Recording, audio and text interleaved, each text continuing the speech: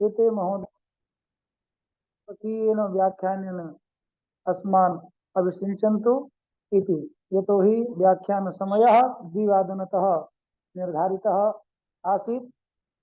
इदानीं समय अतीतः।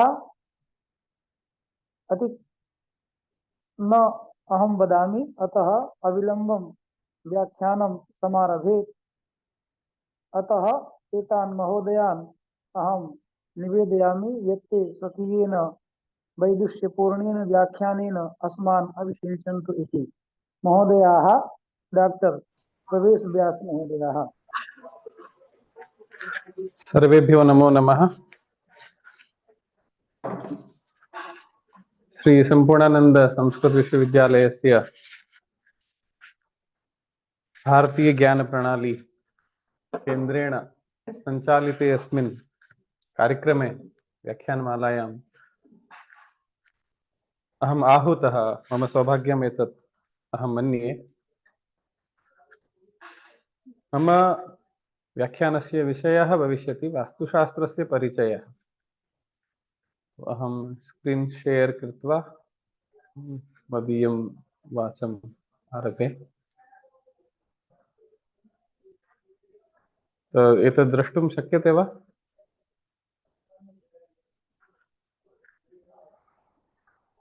दृश्यते वा? एतत् स्क्रीन् शेर् कृतमस्ति पीपीटी। रूपेण दृश्यते। अस्तु, आदौ वयं विचारयामः किं नाम वास्तुशास्त्रं, किमर्थम् अस्य शास्त्रस्य निर्माणम् आचार्यैः कृतं।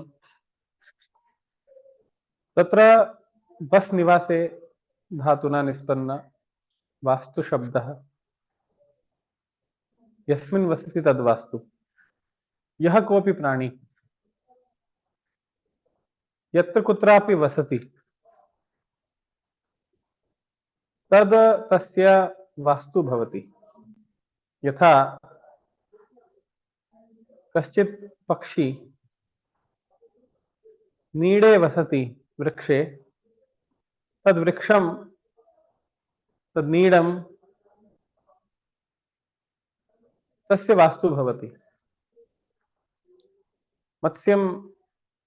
मत्स्यः जले निवसति चेत् तज्जलाशयः यस्मिन् तस्य वासः अस्ति तत् तस्य वास्तु भवति।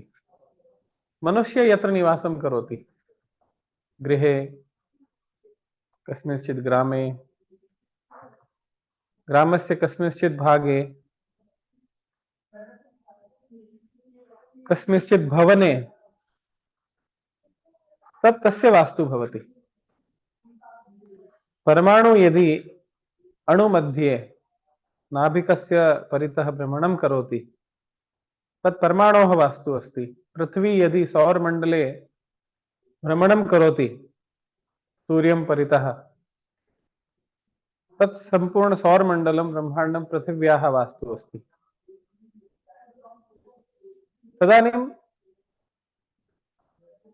सर्वाणि शास्त्राणि मानवस्य कल्याणाय प्रवृत्तानि सन्ति। वेदानां परमं लक्ष्यम् आसीत् इष्टप्राप्ति अनिष्टपरिहारस्य अलौकिकम् उपायं वेदयति सः वेदः। सायणाचार्यस्य एषा उक्ति सर्वैः शास्त्रैः परिपाल्यते। मनुष्यस्य अनिष्टानां परिहारो भवेत्, तस्य कल्याणं भवेत्, मनुष्यः इष्टस्य प्राप्तिः कुर्यात्, एतदेव लक्ष्यम् अधिकृत्य सर्वाणि शास्त्राणि प्रवृत्तानि सन्ति। योगशास्त्रम् आयुर्वेदं च शारीरिकं स्वास्थ्यं पालयति। इयं नियम आसन प्राणायामादि द्वारा मानवः कथम् इष्टस्य प्राप्तिर् कुर्यात्, रोगाणां कथम् अपहारः परिहारो भवेत्, एतद् आयुर्वेदस्य योगस्य विषयः। ज्योतिषशास्त्रं जातकस्य जन्मकुण्डल्याः माध्यमेन तस्य पूर्वजन्मार्जितकर्मणां प्रकटनं कृत्वा केन कारणेन अस्मिन् जन्मनि दुःखानि प्रकटीभवन्ति, तेषां निवारणं जपहोमदानादि द्वारा कथं करणीयमिति विचिन्त्य इष्टप्राप्तेः अनिष्टपरिहारस्य उपायं वदति। तथैव वास्तुशास्त्रमपि जातकस्य मनुष्यस्य परितः यद् वातावरणं वर्तते तस्य वातावरणस्य सम्यक् रीत्या प्रयोगं कृत्वा तस्य वातावरणस्य शुभप्रभावान् उत्पाद्य कथं तस्य जीवने इष्टस्य प्राप्तिः भवेत् अनिष्टस्य परिहारो भवेत् इति विचिन्तयति। वास्तुशास्त्रस्य मुख्य आधारः मनुष्यस्य सम्पूर्णं वातावरणं वर्तते।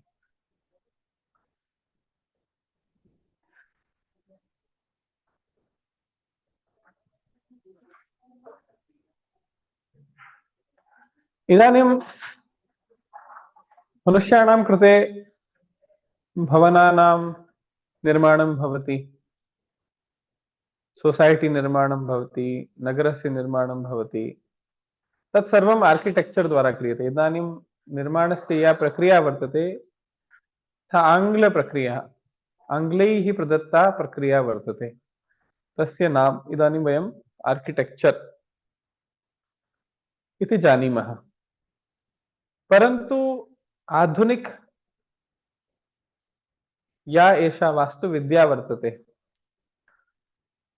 सा केवलं भौतिकस्य निर्माणस्य एव चिन्तनं करोति। कथं दर्शनीयं स्थानं भवेत्, कथम् अधिकाधिकस्य स्थानस्य प्रयोगं कृत्वा अधिकाधिकवस्तूनां नियोजनं कृत्वा सुन्दराणां गृहाणां निर्माणं भवेत्, तेन मनुष्यस्य भौतिक सुखं प्राप्तं भवेत्, तस्य चक्षुषां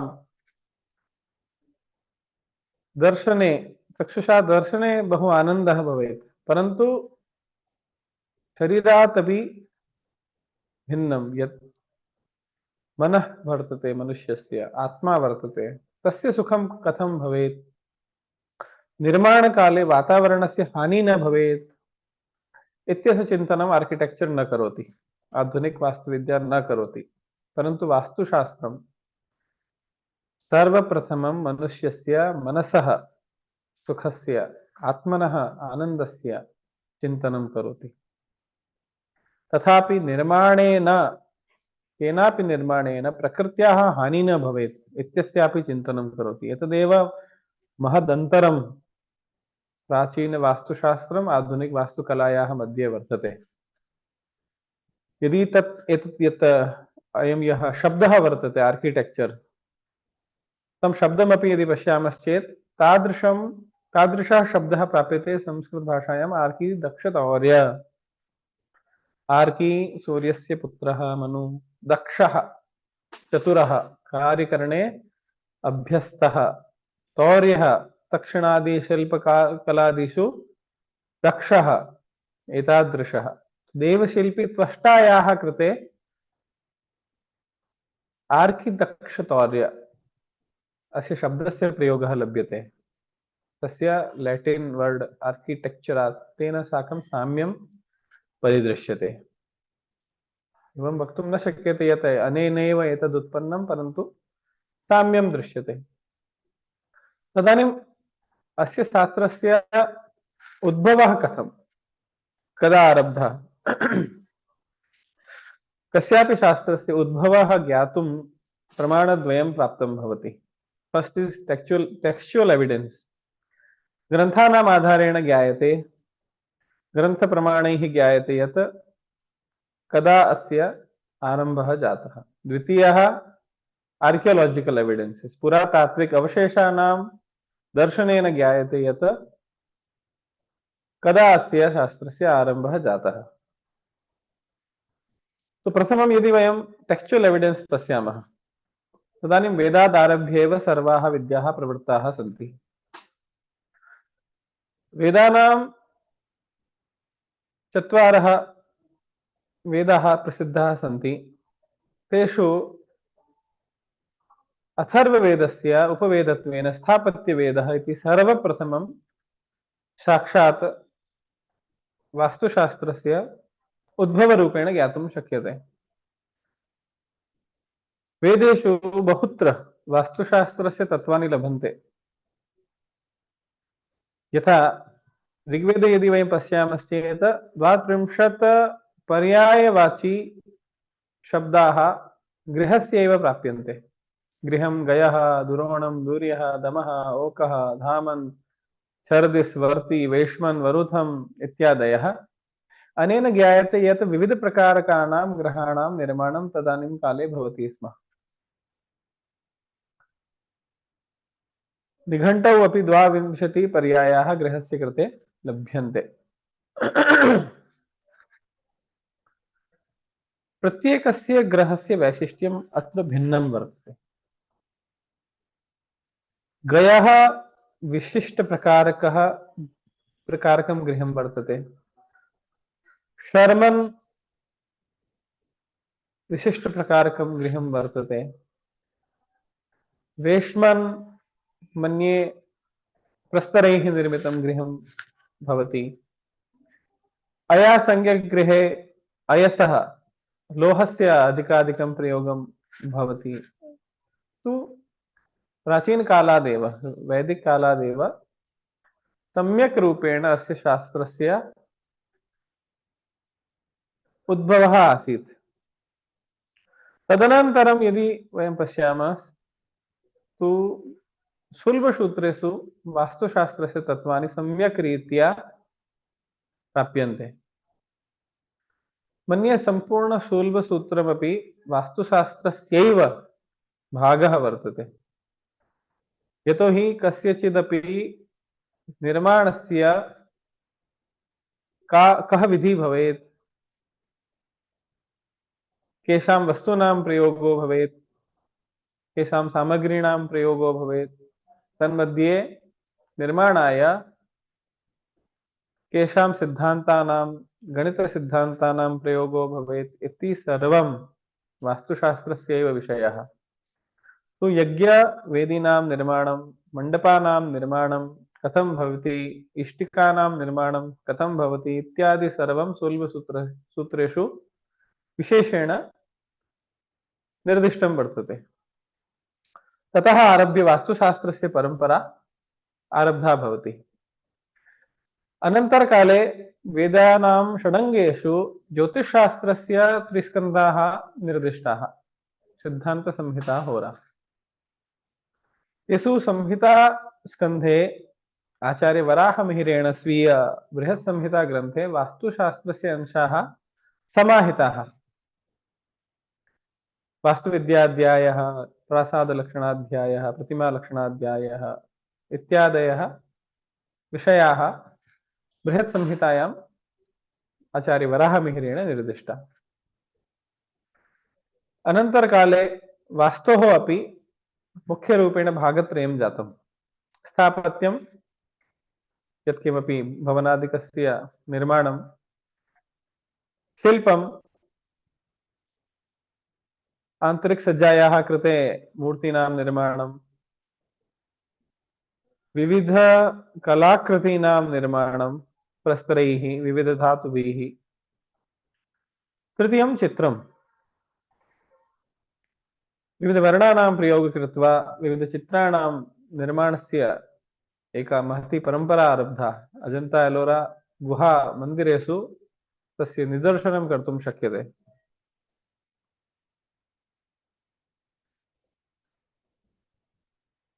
अपि च वेदानाम् अनन्तरं पुराणेषु वास्तुशास्त्रस्य अतिविस्तृतचर्चा उपलभ्यते। मत्स्यपुराणे तु वास्तुशास्त्रस्य 18 प्रवर्तकाचार्याः अपि निर्दिष्टाः। यथा ज्योतिषशास्त्रस्य 18 प्रवर्तकाः भवन्ति तथैव वास्तुशास्त्रस्यापि भृगुरत्रि वसिष्ठश्च विश्वकर्मामयस्तथा नारदो नग्नदिश्चैव विशालाक्ष पुरन्दरः ब्रह्मा कुमारो नन्दीश सौनको गर्ग एव च वासुदेवो अनिरुद्धश्च तथा शुक्र बृहस्पति। एतेषु आचार्येषु केवलं विश्वकर्मणः मयाचार्यस्य वास्तुग्रन्थाः उपलभ्यन्ते, परन्तु अन्येषामपि आचार्याणां ग्रन्थाः स्युः इति मन्ये। तैः अपि वास्तुशास्त्रस्य उपदेशः कृतः इति अस्मिन् श्लोके निर्दिष्टं वर्तते। भृगोः भृगुसंहिता प्रसिद्धा अस्ति, परन्तु तत्र वास्तुशास्त्रस्य अंशाः तथा न प्राप्यन्ते।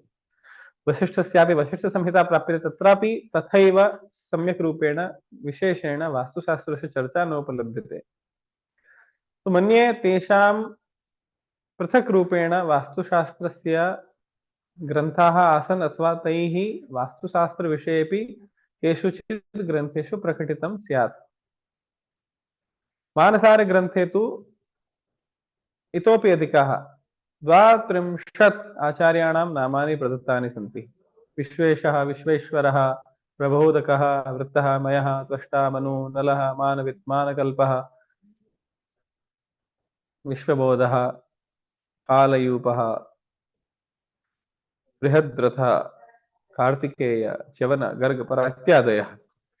अनेन ज्ञायते यत् अस्य शास्त्रस्यापि अति विस्तृत परम्परा आसीत्। वेदादारभ्य बहूनां विषयाणां प्रकटनं प्रदर्शनम् अनन्तरकाले वास्तुशास्त्रविषये विशेषेण आचार्यैः कृतमासीत्। अपि च वेदेषु वास्तुसम्बन्धितम् एकस्य देवस्यापि वर्णनं प्राप्यते। तस्य वास्तोष्पति इति संज्ञा वर्तते। तद्विषये बहुत्र मन्त्राः अपि लभ्यन्ते। पुराणामनन्तरं स्वतन्त्रवास्तुग्रन्थानां रचना जाता। स्वतन्त्रशास्त्रत्वेन तस्य आविर्भावः जातः। तत्र वास्तुशास्त्रस्य प्रमुखग्रन्थेषु मूलग्रन्थेषु विश्वकर्मा प्रकाशः, विश्वकर्मा वास्तुशास्त्रम्, अपराजितपृच्छा, जयपृच्छा, मयमतं, सम्राङ्गणसूत्रधार, वास्तुराज वल्लभ, प्रासाद मंडन, रूप मंडन इत्यादयः ग्रन्थाः प्रसिद्धाः सन्ति। तत्रापि अतीव प्राचीनाः ग्रन्थाः तु विश्वकर्म रचित विश्वकर्म प्रकाशः, मयमतम्, अपराजितपृच्छा, जयपृच्छा इत्यादयः मन्यन्ते। अनन्तरकाले राजा भोजेन 11 शताब्द्यां सम्राङ्गणसूत्रधार ग्रन्थस्य रचना कृता। 16 शताब्द्यां सूत्रधार मंडनेन 16 वास्तुग्रन्थानां रचना कृता। तेषु उपलभ्यमानाः वास्तुराजवल्लभ, रूपमण्डनं, प्रासादमण्डनं, प्रतिमा, देवालये देवतामूर्तिप्रकरणम् इत्यादयः ग्रन्थाः प्रसिद्धाः सन्ति। अनन्तरं विविध तन्त्रग्रन्थेषु, यामलग्रन्थेषु, आगमग्रन्थेषु अपि वास्तुशास्त्रस्य तत्त्वानि प्राप्यन्ते। मुख्यरूपेण कालिकागमः प्रसिद्धः वर्तते। एवं प्रकारेण टेक्स्चुअल एविडेन्सेस प्राचीन ग्रन्थानां माध्यमेन ज्ञातुं शक्यते यत् वैदिककालादेव वास्तुशास्त्रस्य सम्यक् रूपेण प्रचारः आसीत्। वास्तुशास्त्रस्य नियमानाम् उपयोगेनैव गृहाणां, नगराणां विविधप्रकारकवस्तूनां निर्माणं भवति स्म। इदानीं द्वितीयः पक्षः वर्तते आर्कियोलॉजिकल एविडेन्सेस्। पुरातात्विक प्रमाणानां माध्यमेन ज्ञातुं शक्यते यत् वास्तुशास्त्रं कियत् प्राचीनं वर्तते। तदादौ सर्वप्रथमं प्राचीनतम अवशेषाः प्राप्यन्ते द्वारिकानगर्याः।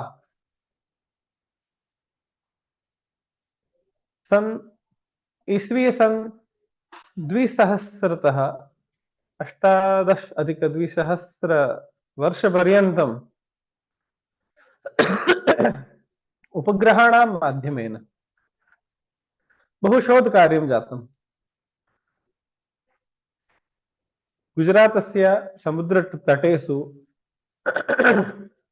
प्राचीनद्वारिकानगरीणाम् अवशेषाः प्राप्ताः। विस्तृतस्य बृहदाकारकस्य प्राचीरस्य अवशेषाः लब्धाः। बहूनि वस्तूनि प्राप्तानि। यदि चित्राणि वयं पश्यामः तत्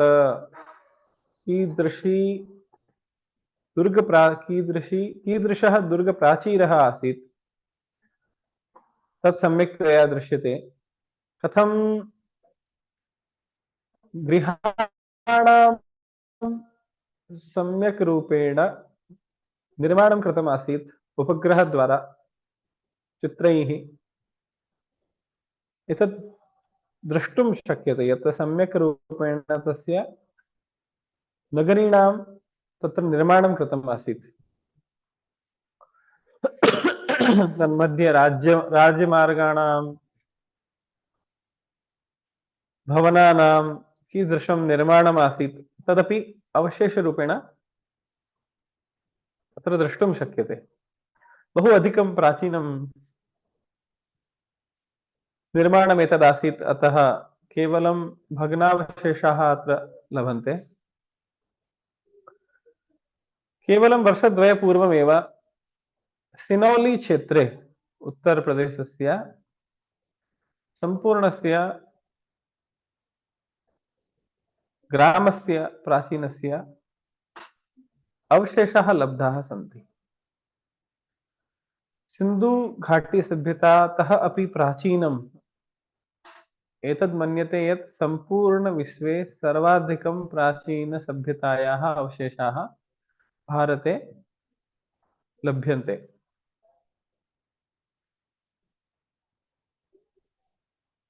तथा च हड़प्पा, मोहनजोदड़ो, कालीबंगा, लोथल, धोलावीरा एतादृशानि बहु बृहत् नगराणि अपि सिन्धुनद्याः तटेषु विद्यमानानि आसन्। तेषां प्रमाणानि प्राप्यन्ते। विश्वस्य प्राचीनतम सभ्यतासु एतेषां नगराणाम् अवशेषाः मन्यन्ते। तत्र यदि वयं पश्यामः, यथा अनन्तरकाले वास्तुशास्त्रस्य नियमाः प्रतिपादिताः सन्ति, तेषां नियमानां प्रयोगः एतेषु प्राचीननगरेषु साक्षात् रूपेण प्रमाणरूपेण प्राप्तं भवन्ति। सर्वेषां नगराणां निर्माणं नद्याः तटे एव जातमासीत्। अपि च नगरेषु पश्चिमभागः उन्नतः वर्तते अथवा दक्षिणभागः उन्नतः वर्तते। पूर्वभागः पूर्वदिक् निम्ना वर्तते अथवा उत्तरदिशा निम्ना वर्तते। अनेन ज्ञायते यत् वास्तुनियमानां ते परिपालनं कुर्वन्ति स्म। यथा इष्टिकानां निर्माणं कृतमस्ति, राजमार्गाणां निर्माणं तैः कृतमस्ति, बहूनां विस्तृतभवनानामपि निर्माणं कृतमासीत्। मल्टी स्टोरी भवनानां, बहु मञ्जिला भवनानामपि निर्माणं तत्र कृतमासीत्। एकैकस्मिन् भवने 16 कक्षाणां निर्माणम् अपि प्राप्यते। 10 कक्षाणां, 6 कक्षाणां निर्माणम् अपि प्राप्यते। तो बृहदाकारक कक्षाणां, लघ्वाकारक कक्षाणां, बृहत् भवनानाम् अपि अवशेषाः प्राप्यन्ते। तथा च मल जल निकासस्य सम्यक् रूपेण व्यवस्थायाः निदर्शनं तत्र प्राप्यते।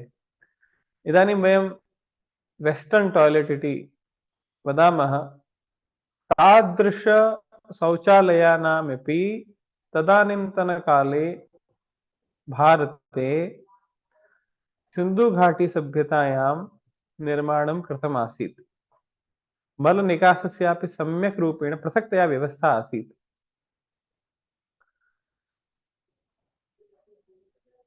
तत्र विविध वैज्ञानिकैः बहु शोधकार्यं कृतम्। शोधेन ज्ञातं यत् दैर्घ्यस्य विस्तारस्य अनुपातः सर्वत्र साक्षात् वर्तते। यथा अस्मिन् हडप्पा नगरे यदि वयं पश्यामः, सम्पूर्णनगरस्य विस्तारः दैर्घ्यं 5:4, 5:4 इति सुष्ठुतया निर्मितमस्ति। तत्र यत् मुख्य भवनम् अस्ति, दुर्गम् अस्ति, दुर्गस्यापि निर्माणं तस्मिन्नेव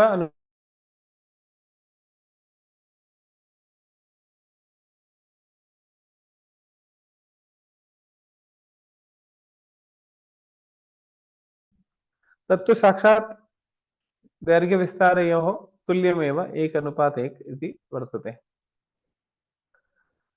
अनन्तरं निम्नभागे यत् मिडिल् टौन् एरिया वर्तते तस्यापि 7:6 इति अनुपातः प्राप्यते। तो सर्वत्र सर्वत्र निर्माणे साक्षात् अनुपातानां प्राप्तिः भवति। तेषाम् अनुपातानां दर्शनं मानसारग्रन्थे 35 अध्याये श्लोक संख्या 18तः 20 पर्यन्तं निर्दिष्टमस्ति यत् कस्यापि निर्माणस्य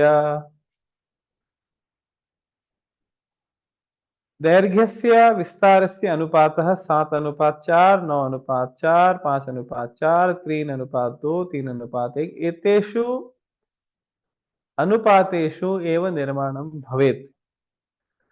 तेषामेव प्रयोगः धोलावीरा, हडप्पा, मोहनजोदड़ो, कालीबंगा, लोथल इत्यादि नगरेषु प्राप्यते। मोहनजोदड़ो नगरमपि 1:2 दैर्घ्यविस्तारयोः एतादृशः एव अनुपातः प्राप्यते। तथैव वास्तुग्रन्थेषु निर्दिष्टं यत् राज्ञः भवनस्य दैर्घ्यविस्तारः कथं भवेत्? 4:5, 4:5 द्वारा एव राज्ञः दैर्घ्यस्य विस्तारस्य च अनुपातः भवेत्। तदेव हडप्पा, मोहनजोदड़ो, कालीबंगा, लोथल इत्यादि नगरेषु अपि गृहाणाम् अनुपातेषु साक्षात् प्राप्यते। यथा जो वास्तुग्रन्थेषु दैर्घ्यविस्तारयोः अनुपातः निर्दिष्टः वर्तते तथैव तेषु भवनेषु अपि प्राप्तं भवति। तो वैज्ञानिकानाम् एतादृशः प्रयासः वर्तते यत् यथा दैर्घ्यविस्तारः वास्तुग्रन्थेषु निर्दिष्टः विविधजनानां कृते तेन माध्यमेन सिन्धुघाटी सभ्यतायां भवनानां दैर्घ्यविस्तारयोः तुलनया एतद् ज्ञातुं शक्यते यत् एतत् भवनं कस्य आसीत्। राज्ञः आसीत्, सेनापतेः आसीत्, मन्त्रिणः आसीत्, युवराजस्य आसीत्, ब्राह्मणस्य, क्षत्रियस्य, वैश्यस्य, ज्योतिष्कः कस्य आसीत्। सर्वेषां भवनानां दैर्घ्यविस्तारस्य अनुपातः निर्दिष्टः वर्तते। तदैव सिन्धुघाटी सभ्यतायाः नगरेषु अपि प्राप्यते। यथा मोहनजोदड़ो मध्ये पश्यतु, ग्रेनरी अन्नागारस्य 3:2 रेशियो वर्तते। एकस्य सभागारस्य 7:6 इति अनुपातः वर्तते। तथैव कालीबंगा नगरे अपि प्राप्यते, लोथल नगरे अपि प्राप्यते। अनेन ज्ञायते यत् सिन्धुघाटी सभ्यता कालात् एव तेषां वास्तु नियमानाम् अनुपालनं भवति स्म। वैदिक कालेपि प्रमाणानि लभ्यन्ते, पुरातात्विकरूपेण सिन्धुघाटी सभ्यतायां, सिनौली सभ्यतायां, द्वारिकायाम् अपि वास्तुनियमानां परिपालनं भवति इति साक्षात् प्राप्यते। अनन्तरकाले सर्वत्र निर्माणं वास्तुपरम्परानुसारेणैव भवति स्म।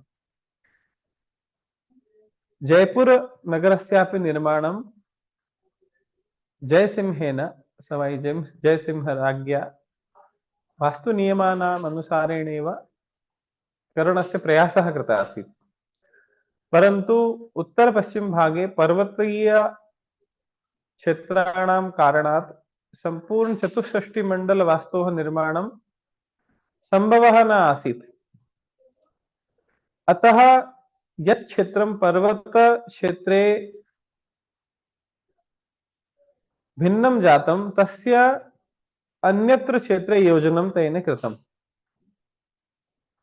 वास्तुशास्त्रे 64 वास्तुमण्डलस्य प्रयोगं कृत्वा नगरस्य निर्माणं भवेत् इति निर्दिष्टं वर्तते। तो जयपुर पर्यन्तं विविध नगराणां निर्माणस्य परंपरा वास्तु नियमानुसारेणैव भवति स्म इति साक्षात् पुरातात्विक प्रमाणैः ज्ञातुं शक्यते।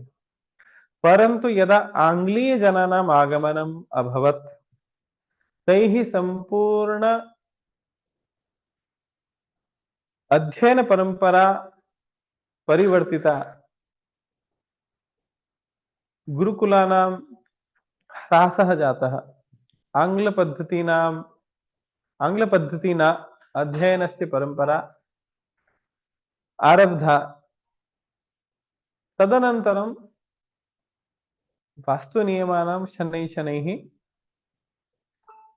ह्रासः जातः, विस्मरणं जातः।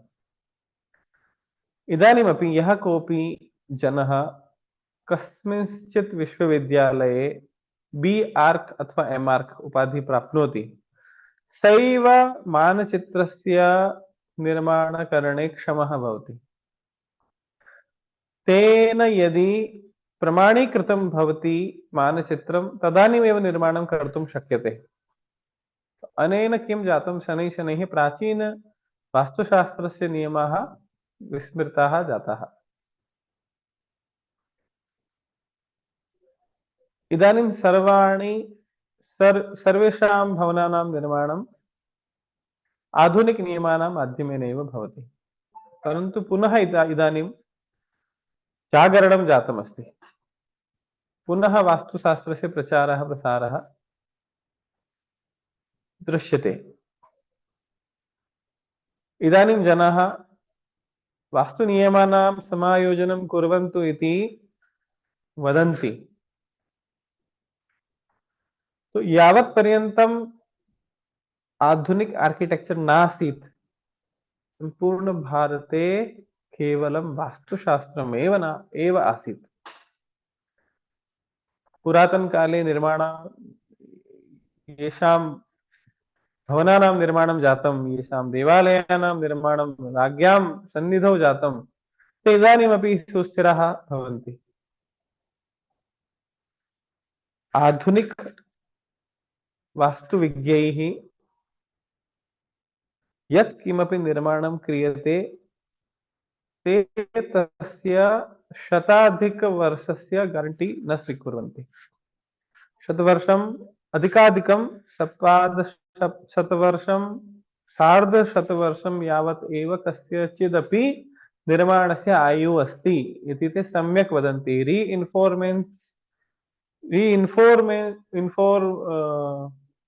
इन्फोर्समेंट कांक्रीट सीमेंट आरसीसी तस्यापि आयुः शताधिक वर्षात् अधिकं नास्ति। परन्तु भारतीयैः प्राचीन काले निर्मित भवनानां सहस्र वर्षपर्यन्तमपि आयुः दृश्यते। तो वास्तुशास्त्रस्य विषये अस्माभिः ज्ञानम् अवश्यं भवेत्। एतावता अस्माभिः वास्तुशास्त्रस्य प्राचीन परंपरा का आसीत्, कथम उद्भवः विकासः जातः इति पठितः। इदानीं के वास्तुशास्त्रस्य मूलनियमाः सिद्धान्ताः सन्ति, तेषां विषये पठामः। दर्शनशास्त्रं वदति यत् सर्वं जगत् पञ्चभूतैः निर्मितं वर्तते। अस्मिन् जगति यत्किमपि दृश्यते तत् सर्वं पञ्चमहाभूतैः निबद्धमेव अस्ति। अग्नि, पृथ्वी, वायु, जल, आकाश। संपूर्ण ब्रह्मांडं, सौरमंडलं, पृथ्वी, मनुष्य पंचमहाभूतैः निर्मितं वर्तते। तथा च तिस्रः प्राकृतिकशक्तयः प्रतिक्षणं मानवं प्रभावयन्ति। सौर ऊर्जा, गुरुत्वाकर्षण शक्ति, चुंबकीय शक्तिश्च। एतेषां समायोजनं कृत्वा, एतेषाम् उपयोगं कृत्वा कथं मानवस्य जीवनं सुखकरं भवेत्, आनन्दकरं भवेत्, कष्टानां निवारणं भवेत् इत्येव वास्तुशास्त्रं चिन्तयति। न केवलं मनुष्याणाम् अपि तु गजानाम् अश्वानां निवासस्थलं कथं भवेत्, मनुष्यसम्बद्ध प्राणीनां पशूनाम् अपि सौख्यं कथं भवेत् इत्यस्यापि विचारः कृतः। तथापि मुख्यरूपेण मानवानां वास्तोः विचारः वयं कुर्मः। वास्तुशास्त्रे अपि मनुष्याणां वास्तुनियमानां विशेषेण वर्णनं कृतं वर्तते।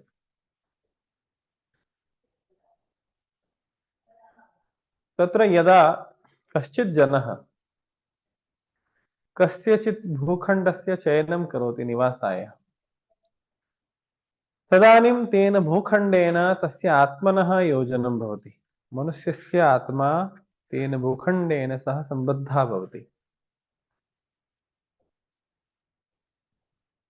यथा मानवस्य सम्पूर्णस्वरूपं पञ्चमहाभूतैः निर्मितं, तथैव तस्य भूखण्डस्यापि समायोजनं पञ्चमहाभूतैः भवति। तत्र तस्य भूखण्डस्य आदौ अष्टदिक्षु विभाजनं करणीयम्। तत्र चतस्रः दिशः, चतस्रः विदिशः।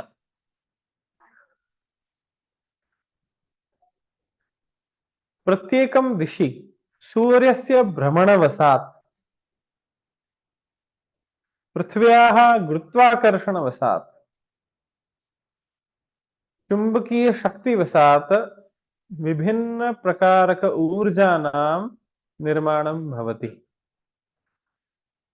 प्रातः काले ब्रह्म मुहूर्ते ईशान दिशि सूर्यस्य प्रकाशः भवति। अरुणिमा यदा भवति,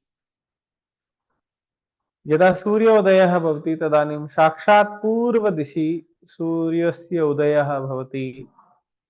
अनन्तरं तस्य घर्मः वर्धितः भवति, तस्य चलनम् अग्निकोणे भवति। यदा मध्याह्नकालः भवति, तदानीं दक्षिणदिशि तस्य अधिकः प्रभावः भवति भारते विशेषेण। तु तस्य चलनवशात्, पृथिव्याः घूर्णनवशात् विविधकोणेषु विविधशक्तीनाम् उद्भवः भवति। तेषां शक्तीनामेव नामानि देवतारूपेण निर्दिष्टानि वास्तुग्रन्थेषु। तेषां शक्तीनाम् आधारेणैव यदि गृहे निर्माणं क्रियते चेत् सौख्यकरं भविष्यति इति वास्तुशास्त्रे निर्दिष्टम्। पूर्वदिशि इन्द्रः, आग्नेयदिशि अग्निः, दक्षिणदिशि यमः, नैऋत्यदिशि पितरः, पश्चिमदिशि वरुणः, वायव्ये वायुदेवः, उत्तरदिशि कुबेरः, ईशाने सोमः शिवः। तासां शक्तीनां नामानि निर्दिष्टानि। तथैव ग्रहाणामपि ऊर्जानां स्थितिवशात् तेषाम् अपि नियोजनं मण्डले कृतम्।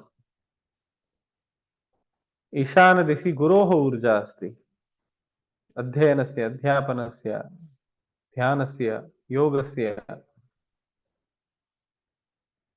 तो ग्रहाणाम् अपि स्वभाववशात् तेषां दिक् निर्दिष्टा वर्तते।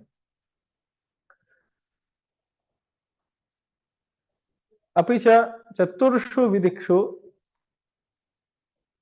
केषां तत्त्वानां प्रामुख्येन प्रभावः भवति इति निर्दिष्टः। ईशानदिशि जलतत्त्वस्य, आग्नेयदिशि अग्नितत्त्वस्य, नैऋत्यदिशि पृथ्वीतत्त्वस्य, वायव्यदिशि वायुतत्त्वस्य तथा मध्ये आकाशतत्त्वस्य मुख्यरूपेण प्राबल्यं भवति इति निर्दिष्टम्। तेषु के गुणाः भवन्ति इति विविध दर्शनग्रन्थेषु निर्दिष्टः। यदि कश्चित् वास्तुशास्त्रस्य मूलतत्त्वानां ज्ञानं कर्तुम् इच्छति, तदानीम् एतेषां पञ्चमहाभूतानां सम्यक् अध्ययनम् आवश्यकम् अस्ति। आकाशे शब्दगुणप्राधान्यम् अस्ति, वायोः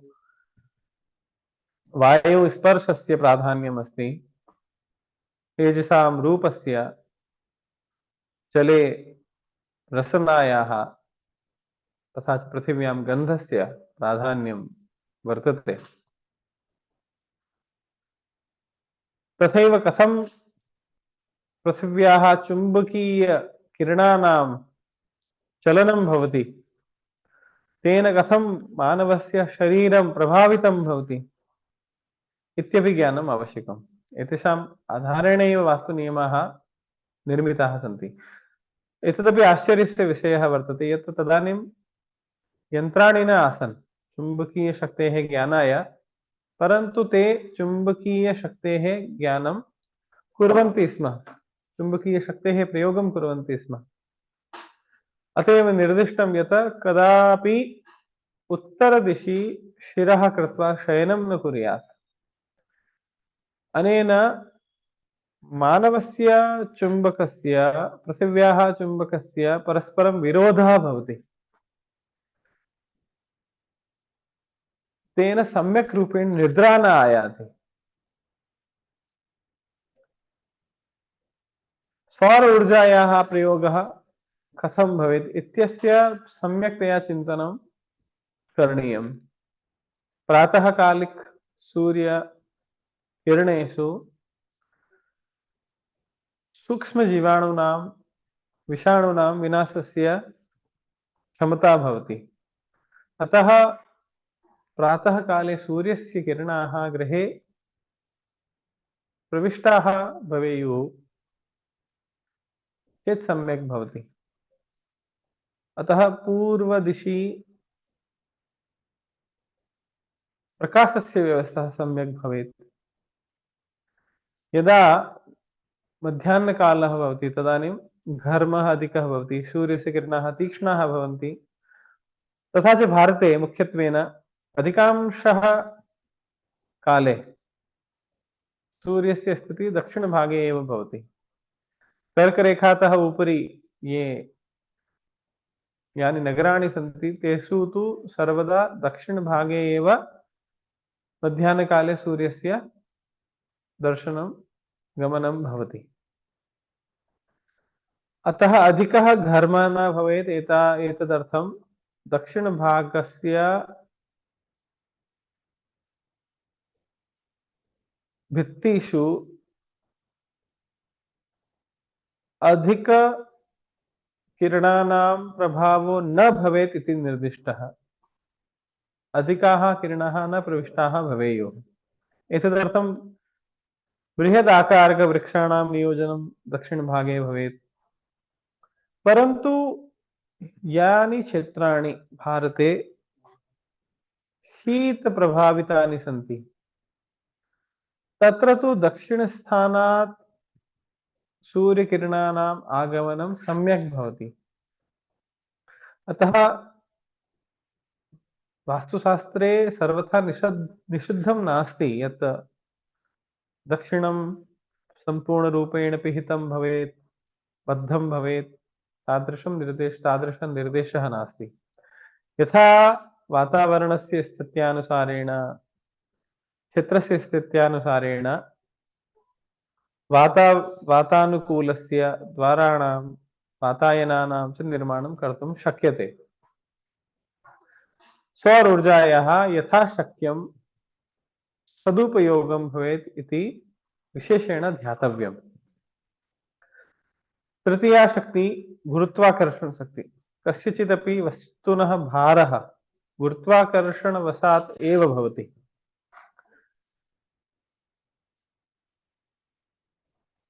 अतः एव गृहनिर्माणात् पूर्वं तस्य भूमौ भारकारकप्रस्तराणां नियोजनं भवति।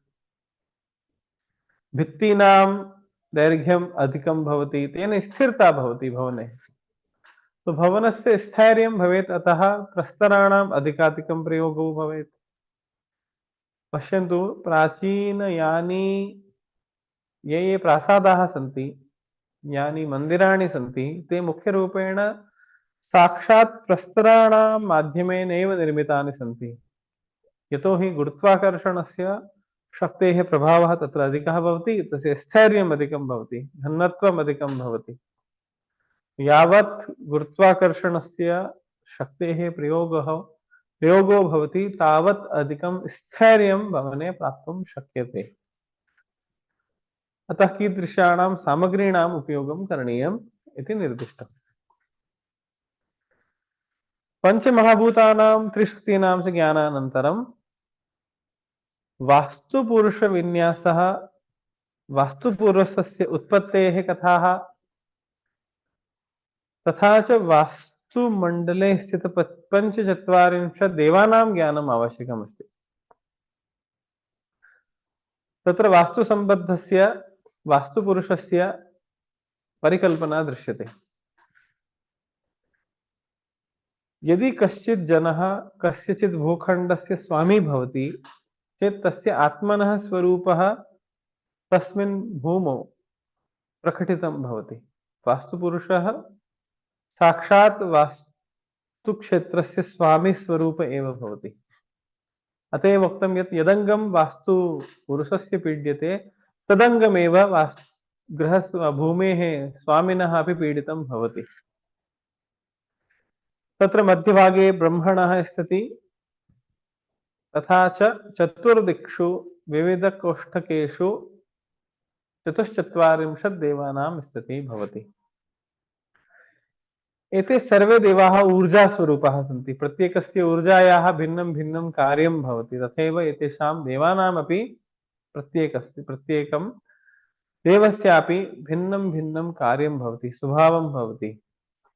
तस्मिन् देवस्य स्थले तादृशस्य वस्तुनः निर्माणेन शुभाशुभफलस्य प्राप्तिर्भवति इति वास्तुशास्त्रे निर्दिष्टं वर्तते। तत्र निर्माणेपि वास्तुशास्त्रे निर्माणशैली माध्यमेन निर्माणशैली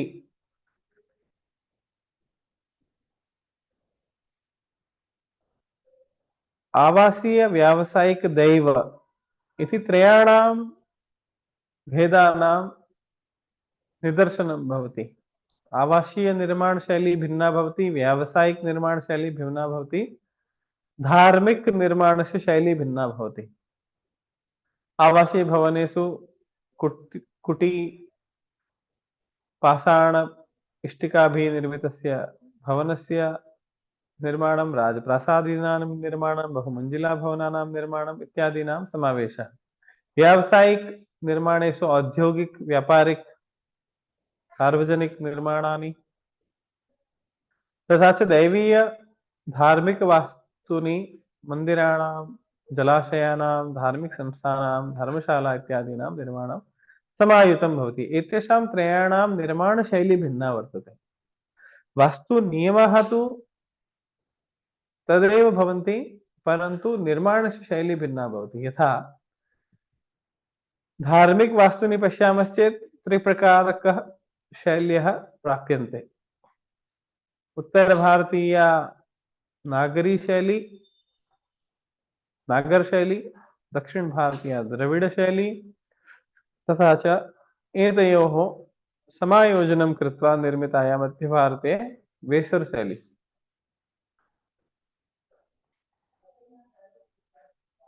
तत्र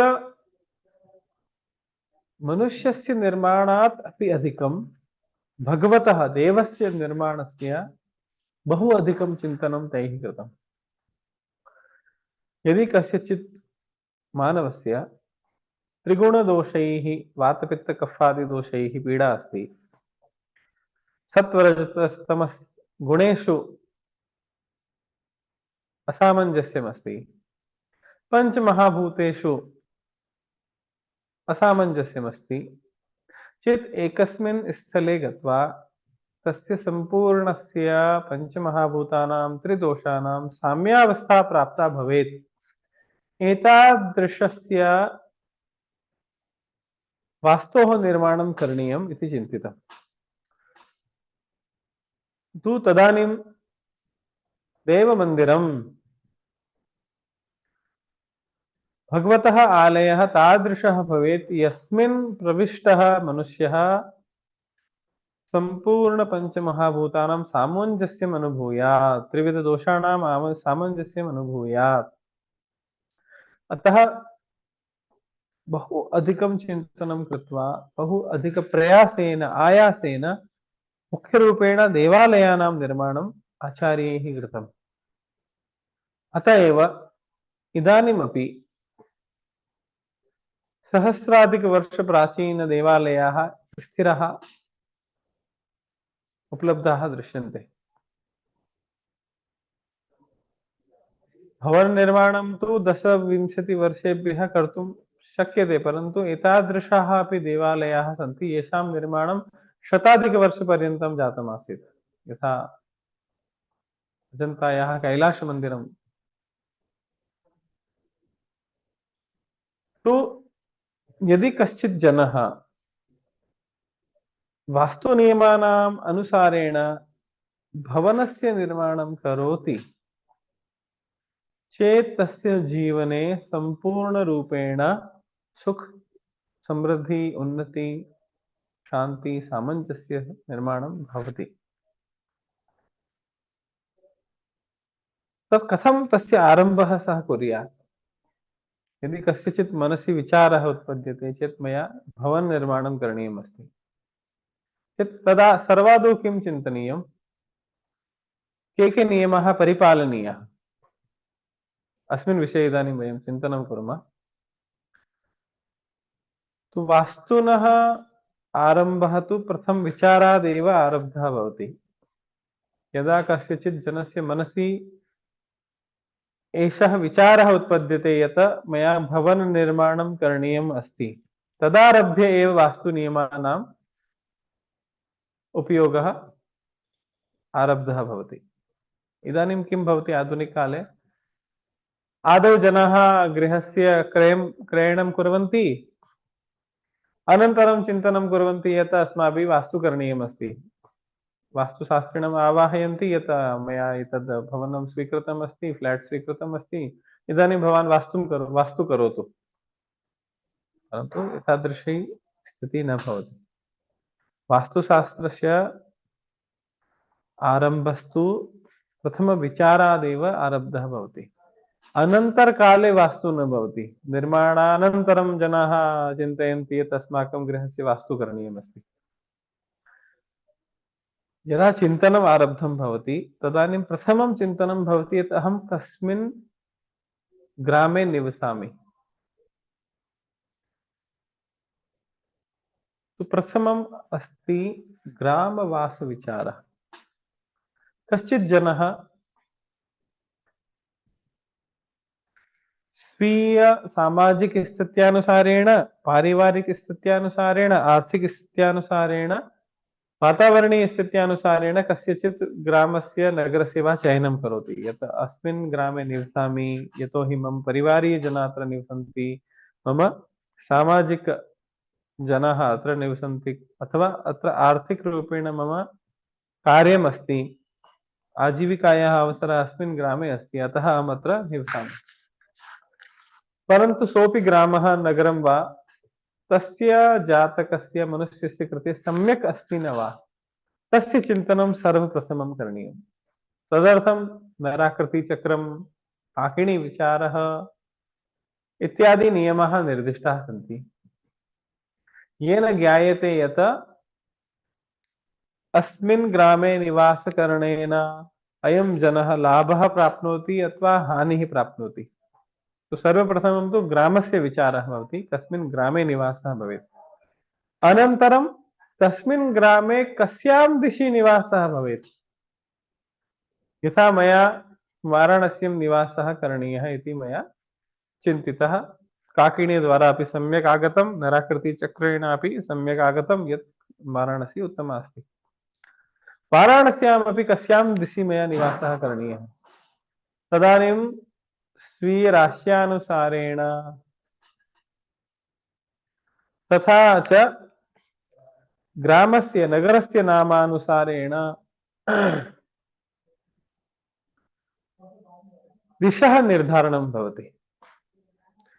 द्वितीयं कर्मणः अनुसारेण, किं कार्यं भवताम् अस्ति तस्मिन् ग्रामे, किं भवान् क्षत्रियकर्म करिष्यति? सेनायां पुलिस क्षेत्रे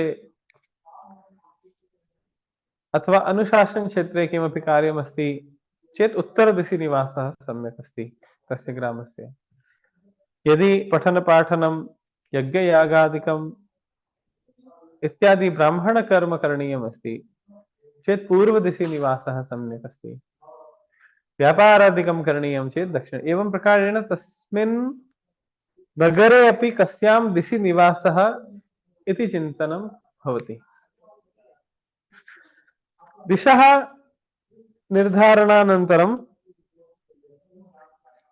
भूखण्डस्य चयनं भवति। कस्मिन् भूखण्डे निवासः करणीयः? तो भूखण्डस्य दैर्घ्यं विस्तारः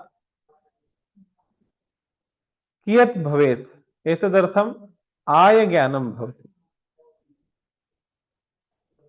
तथा च भूखण्डस्यापि गुणः कीदृशः, वर्णः कीदृशः अस्ति तदपि चिन्तनीयं भवति कार्यानुसारेण। एतद् वर्णस्य यत् अत्र वास्तुशास्त्रे वर्णनं तद् वर्णनं कर्मणाम् अनुसारेण। चातुर्वर्ण्यं मया सृष्टं गुणकर्म विभागशः इति भगवतः कृष्णस्य वचनं गीतायाम् अस्ति। यदि कस्यचित् क्षत्रियकर्म करोति चेत् रक्तवर्णीया भूमि सम्यक् अस्ति, यस्यां भूमौ रक्तगन्धः भवेत्। पंच ज्ञानेन्द्रियैः तस्य चयनं करणीयं भवति। स्पर्श द्वारा, दर्शनं द्वारा, रसना द्वारा, घ्राणेन्द्रिय द्वारा।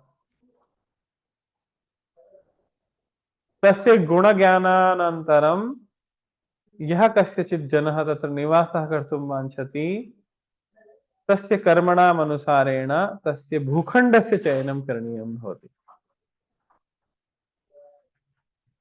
यथा मधुररसः तस्य भवति, घृतगन्धः भवति, तथा च प्राकृतिकरूपेण यदि दर्भस्य उत्पत्ति तत्र भवति, श्वेतवर्णीया भूमिः अस्ति चेत् ब्राह्मणकर्मणां कृते बहु सम्यक् भवति। भूखण्डस्य आदौ चयनं करणीयम्। भूखण्डचयनानन्तरम् अवश्यं द्रष्टव्यं यत् अस्मिन् भूखण्डे भूमौ अशुभपदार्थाः न भवेयुः। यदि काष्ठं यदि भूमौ भवति चेत् अग्निभयं, प्रस्तराः भवन्ति चेत् कल्याणं, शल्यं भवति चेत् सम्पूर्णकुलस्य नाशः, सर्पादि सरीसृपाणां निवासः तत्र भूखण्डे अस्ति चेत् सर्पादि प्राणिभिः भयं भवति। तो एतादृशवस्तूनां निष्कासनम् आवश्यकं भवति। तो सर्वप्रथमं निर्माणात् पूर्वं शल्योद्धारः करणीयः भवति। यानि अशुभतत्त्वानि भूमौ विद्यमानानि भवन्ति तेषां सर्वेषां शल्य इति संज्ञा प्रदत्ता वर्तते। मुख्यरूपेण तु हड्डी, बोन् इति शल्यस्य अभिप्रायः भवति, परन्तु यानि कानि वस्तूनि अशुभानि भवन्ति तेषां निष्कासनम् आवश्यकं भवति। तु तदर्थं किं करणीयं? जलान्तं, प्रस्तरान्तं, पुरुषान्तं अथापि वा यावत्पर्यन्तं जलं न प्राप्यते तावत्पर्यन्तं खननं करणीयं सम्पूर्ण भूखण्डस्य भूभागस्य। सा मृत्तिका बहिः निष्कासनीया। अथवा प्रस्तराणि न लभ्येयुः तावत्पर्यन्तं खननं करणीयं। न प्रस्तरं प्राप्यते न जलं प्राप्यते चेत् एक मनुष्यपर्यन्तं यथा मानवस्य दैर्घ्यं भवति तावत्पर्यन्तं पुरुषप्रमाणपर्यन्तं खननं कृत्वा सा मृत्तिका तानि वस्तूनि अशुभवस्तूनि बहिर्निष्कास्य तन्मध्ये कपिशिरःवत् गोलाकारक प्रस्तराणां तस्मिन् निवेशः करणीयः इति वास्तुग्रन्थेषु निर्दिष्टः। अथवा सम्यक् अन्या मृत्तिका तस्मिन् परिपूर्णीया यस्याः घनत्वम् अधिकं भवेत्। आदौ भूमिपरीक्षणमपि करणीयं भवति। तत्र या मृत्तिका भवति तस्याः घनत्वं कियदस्ति। घनत्वज्ञानाय तस्मिन् एकहस्तात्मकस्य घनाकारकस्य गर्तस्य निर्माणं कृत्वा तन्मध्ये जलं स्थाप्यते, रात्रिपर्यन्तं जलं स्थाप्यते, कदाचित् एकशतपदं गत्वा पुनः दर्शनीयं भवति। यदि जलं साक्षात् अन्ते समाविष्टं भवति चेत् सम्यक् नास्ति, सा भूमिः सघना नास्ति, घनत्वं न्यूनमस्ति, तत्र निर्माणं हानिकरं भविष्यति। तो भूमेः परीक्षणम् आदौ करणीयं भवति। अनन्तरं तदपि द्रष्टव्यं यत् भूमेः प्लवः कस्मिन् भागे वर्तते। यदि अशुभ भूभागे प्लवः वर्तते चेत् तस्य प्लवः परिवर्तनीयः भवति, अथवा समतलरूपेण एकस्य सम्पूर्ण भूखण्डस्य समीकरणं कृत्वा एव गृहनिर्माणं करणीयम्। अथवा ईशानदिशि, उत्तरदिशि, पूर्वदिशि तस्य प्लवः भवति चेत् सम्यक् भवति। अन्यदिक्षु तस्य फलं पीडाकरं, क्लेशकरं, शोककरं भवति। यथा आग्नेयदिशि यदि प्लवः भवति चेत् रोगदायकः, पत्रादीनां विनाशकः, क्षयकारकः, मृत्युशोकपीडादायकः भवति। दक्षिणदिशि प्लवः असमीचीनं भवति। नैऋत्यदिशि, पश्चिमदिशि यदि प्लवः भवति चेत् धनहानिः भवति, भयप्रदायकं भवति, धान्यनाशकः भवति, कीर्तिनाशकः भवति, कलहकरं, वैरकरं च भूखण्डः भवति। तथैव यदि वायव्यदिशि प्लवः भवति चेत् मानसिक उद्वेगः भवति, शत्रूणाम् आधिक्यं भवति, मनसः उच्चाटनं भवति, तत्र निवासः न कर्तुं शक्यते। अतः उत्तरदिशि, ईशानदिशि, पूर्वदिशि प्लवः भवेत् इति प्रथमं चिन्तनीयम्। तथैव यदि सम्पूर्णभूखण्डस्य प्लवः मध्यभागे भवति, ब्रह्मस्थले भवति चेत् सम्पूर्णकुलस्य नाशकः, रोगप्रदः, सर्वनाशकारकः भवति।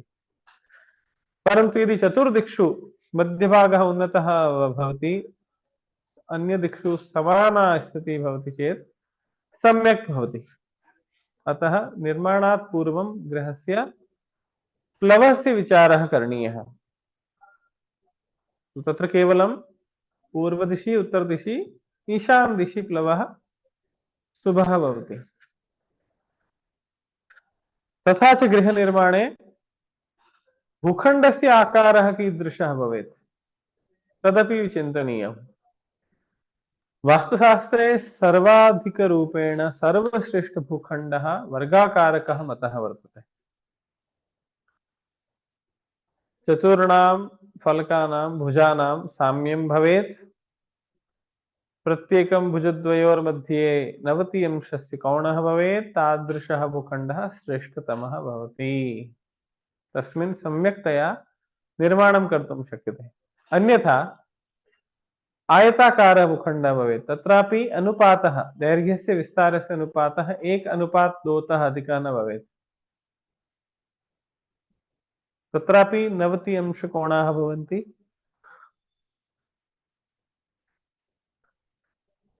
तो 1:2 अर्थात यदि 30 फीट तस्य दैर्घ्यम् अस्ति चेत् 60 फीट 60 फीट एव तस्य विस्तारः भवेत्, ततो अधिकः न भवेत्, 65-70 न भवेत्, 60 तः न्यूनं 50-40 वा भवेत्।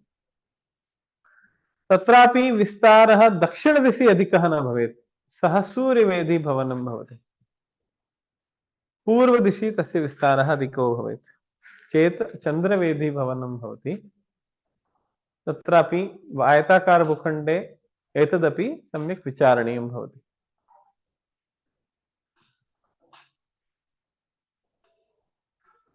अन्यत् वृत्ताकारभूखण्डो भवति चेत् वाणिज्यिककार्यार्थं तु सम्यक् भवति, आवासाय अपि तस्य सम्यक् रूपेण निर्माणं भवेत् चेत् सम्यक् भवति। वृत्ताकार सम्पूर्णभूखण्डे निर्माणं न कृत्वा तन्मध्ये वर्गाकार आयताकार भूखण्डस्य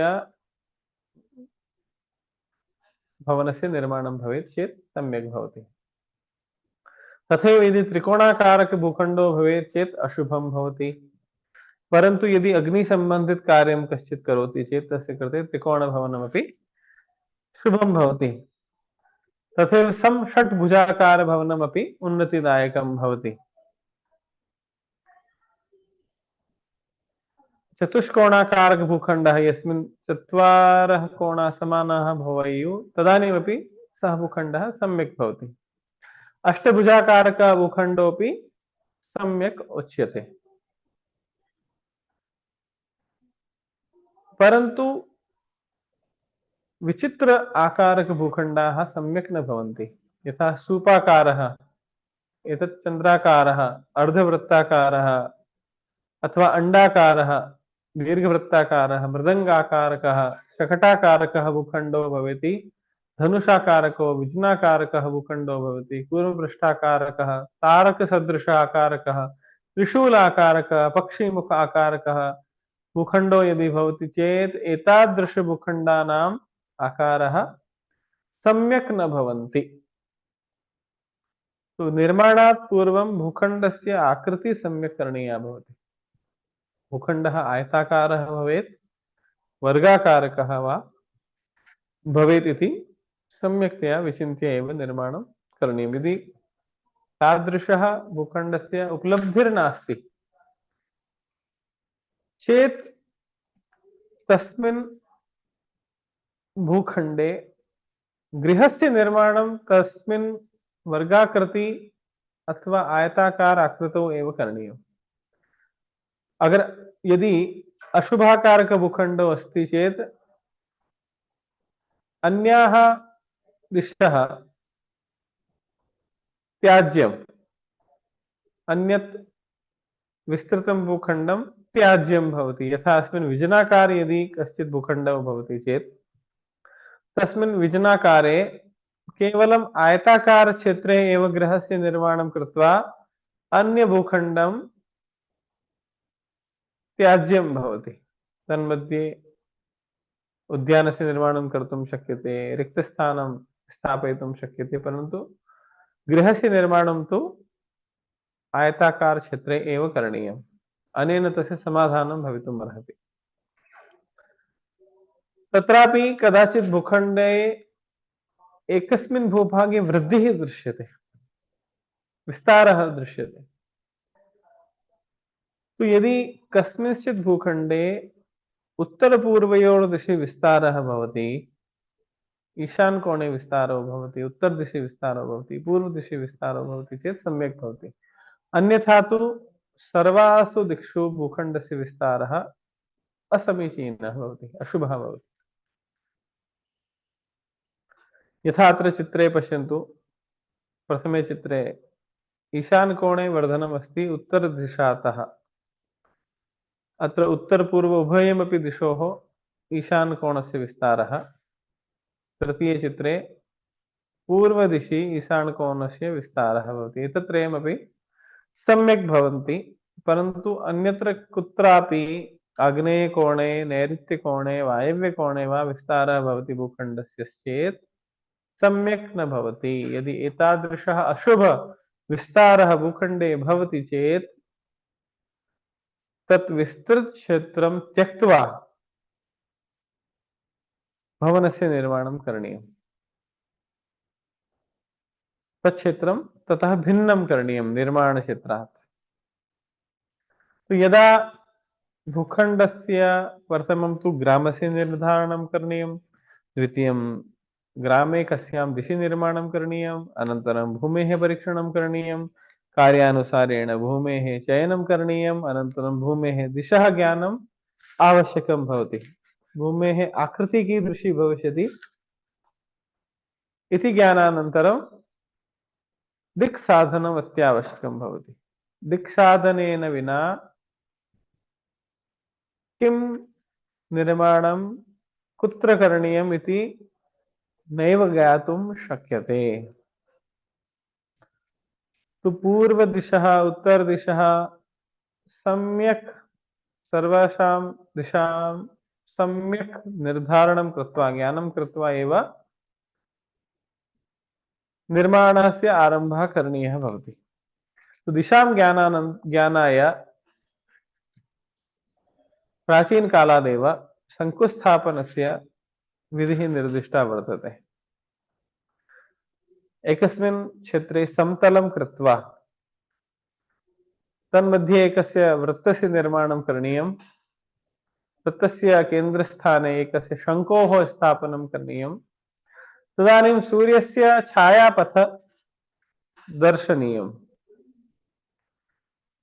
छायायाः चलनानुसारेण यत्र वृत्ते बिन्दुद्वये प्रवेशकाले निर्गमकाले च शङ्कोः अग्रभागस्य छायाः स्पर्शं करोति, तयोः योजनं करणीयम्। अनेन पूर्वपश्चिमयोर्दिशः ज्ञानं भवति इति सिद्धान्तग्रन्थेषु निर्दिष्टं वर्तते। यथा अत्र पश्यन्तु, अस्मिन् चित्रे सूर्योदयकाले शङ्कोः छाया ए बिन्दौ उपरि पतति, वृत्तस्य उपरि प्रवेशकाले। तथा च सूर्यास्तसमये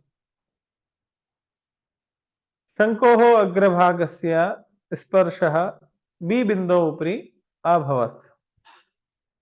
ए बी इत्यनयोः संयोजनं कृत्वा पूर्व-पश्चिम दिशोः ज्ञानं कर्तुं शक्यते। तथैव दिवाकाले सूर्यस्य चलनवशात् शङ्कोः स्थापनवशात् दिशः ज्ञानं भवति। रात्रिकाले नक्षत्राणाम् उदयस्थितिवशात् तथा च ध्रुवतारकस्य दर्शनवशात् उत्तर-दक्षिणदिशोः स्पष्टतया ज्ञानं कर्तुं शक्यते। उत्तर-दक्षिणदिशोः ज्ञानानन्तरं सर्वासां दिशामपि ज्ञानं कर्तुं शक्यते। यथा दिवाकाले पूर्व-पश्चिमदिशोः ज्ञानं सम्यक् रीत्या भवितुं शक्यते। पूर्व-पश्चिमदिशोर्ज्ञानानन्तरम् अन्यासां सर्वासां दिशामपि ज्ञानं सम्यक् रीत्या भवितुं शक्यते।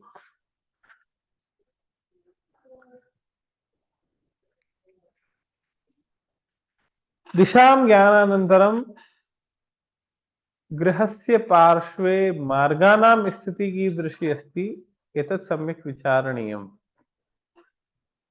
तेनैव गृहस्य मुख्यद्वारस्य निर्धारणं भवति। कदाचित् उत्तर-पूर्वदिशि मार्गः भवति चेत् शुभं भवति, वायव्यकोणे पश्चिमदिशि मार्गः भवति चेत् शुभः भवति। परन्तु यदि केवलं दक्षिणदिशि मार्गः भवति तदा अधिकः शुभः न भवति। तत्रापि गृहस्य साक्षात् उपरि अन्यस्य मार्गस्य प्रभावः भवति। यथा अत्र चित्रे पश्यतु, टी इति जना वदन्ति, टी क्षेत्रे गृहस्य भूखण्डः आपतति चेत् कदाचित् अशुभफलानि अपि भवन्ति। साक्षात् मार्गः, अन्यमार्गः गृहस्य ईशानकोणे यदि सम्मुखः आगच्छति चेत् शुभं भवति, परन्तु नैऋत्यकोणे अशुभं भवति। अतः तादृशः भूखण्डः नैव स्वीकर्तव्यः यत्र नैऋत्यकोणे अशुभमार्गाणां स्थितिः आगच्छति। तो यदा भूखण्डस्य चयनं जातं, दिशां साधनं जातं, तदनन्तरं मानचित्रनिर्माणम् आवश्यकं। तो मानचित्रनिर्माणाय वास्तुपुरुषस्य स्थितेः ज्ञानम् आवश्यकं भवति। तो यथा गृहस्य दैर्घ्यविस्तारः भवति तन्मध्ये वास्तुपुरुषस्य स्थापना भवति। वास्तुपुरुषस्य एका उत्पत्तिकथा वर्तते। पुराकृतयुगे आसीत् महद्भूतं समुत्थितं व्याप्यमानेन शरीरेण सकलं भुवनं ततः तद्दृष्ट्वा विस्मयं देवा गतासेन्द्राभयावृतः। पुरातनकाले एकस्य महद्भयङ्करस्य अन्धकासुरसंज्ञकस्य राक्षसस्य उत्पत्तिः जाता। तेन सर्वं जगत् व्याप्तीकृतं, सर्वत्र अंधकारं व्याप्तं कृतं। तं महाभयङ्करं राक्षसं दृष्ट्वा, असुरं दृष्ट्वा सर्वे देवाः भयेन आपन्नाः। भयावृताः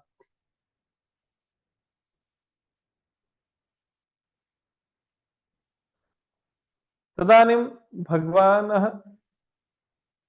भगव भगवता शिवेन तेन अंधकासुरेण सह युद्धं कृतं, राक्षसेन सह युद्धं कृतं तस्य विनाशाय। तद्युद्धं बहु कालपर्यन्तं प्रचलितम्। युद्धकाले भगवतः शिवस्य तृतीयनेत्रात् एकः श्वेतबून्द पतिता। स्वेदस्य बिन्दुना एकस्य पुरुषस्य उत्पत्ति जाता। तेन पुरुषेण अंधकासुरस्य वधः कृतः। अनन्तरं यत् यः पुरुषः उत्पन्नः आसीत् सः विस्तारं प्राप्तवान्। तस्य विस्तारः क्षणे क्षणे वर्धितः। अनन्तरं तं दृष्ट्वापि देवाः भयभीताः अभवन्। पूर्वं तु अन्धकासुरः आसीत्, इदानीम् अन्यः एतत् देवः उत्पन्नः, असुरः उत्पन्नः। इदानीं सः सर्वं जगत् व्याप्यमानं वर्तते। तेन ब्रह्मणा आज्ञया ते सर्वे देवाः तं महासुरम् उत्पन्नं पृष्ठभागात् स्वीकृतं तं महासुरम् अधोमुखं कृत्वा तस्य शरीरस्य उपरि विविधदेवाः संस्थिताः। तस्य विस्तारः तैः नियोजितः। तस्यैव महासुरस्य अधोवक्त्रस्य यस्य उपरि देवानां स्थितिः आसीत् वास्तुपुरुष इति संज्ञा प्रदत्ता। अस्यां कथायाम् एका वैज्ञानिक पद्धति, वैज्ञानिक घटना निर्दिष्टा वर्तते। यदा संपूर्ण ब्रह्मांडे अंधकारः आसीत्, डार्क मैटर आसीत्, तदानीं भगवतः इच्छा अभवत् सृष्टिकरणस्य। सृष्टिकरणस्य यदा इच्छा अभवत् तदानीं तन्मध्ये ज्योतिः उत्पन्ना, हिरण्यगर्भः उत्पन्नः भगवतः शिवस्य आज्ञया। तेन अंधकासुरस्य वधः कृतः, स्फोटः अभवत्। ततः प्रकाशस्य उत्पत्तिः जाता, प्रकाशपिण्डानां, ज्योतिर्पिण्डानाम् उत्पत्तिः जाता। तेन अंधकारः समाप्तः अभवत्, परन्तु विस्फोटेन यस्य उत्पत्तिः जाता प्रकाशपुञ्जस्य, तस्य विस्तारः अभवत्। यथा वैज्ञानिकाः वदन्ति, प्राचीनकाले डार्क मैटर आसीत्, अनन्तरम् अणूनां संयोगेन एकस्य अंडस्य निर्माणं जातम्, अनन्तरं तस्मिन् अंडे महान् विस्फोटः जातः। तेन विस्फोटेन विविध आकाशगंगानां तारकाणाम् उत्पत्तिः जाता और तद् तस्य विस्तारः इदानीमपि जायमानं वर्तते। The universe is still expanding. तो तस्य विस्फोटानन्तरं ब्रह्माण्डस्य नियमानां निर्माणम् आवश्यकम् आसीत्। तो प्राकृतिकशक्तयः तस्य ब्रह्माण्डस्य नियोजनं कृतवती। प्रत्येकस्य शक्तेः भिन्नं भिन्नं कार्यमासीत्। तदानीं सूर्यस्य स्थितिः कथं भविष्यति, तस्य परितः ग्रहाणां भ्रमणं कथं भविष्यति, ग्रहेषु अपि वातावरणं कीदृशं भविष्यति, पृथिव्याम् उपरि जलस्य उत्पत्तिः, प्राणिनाम् उत्पत्तिः इति सर्वेषां नियमानां प्रकटनं जातम्। सैव वास्तुपुरुषस्य उत्पत्तेः कथाः। कस्मिन्नपि निर्माणे येषां प्राकृतिकनियमानां पालनं भवति सैव वास्तुपुरुषः।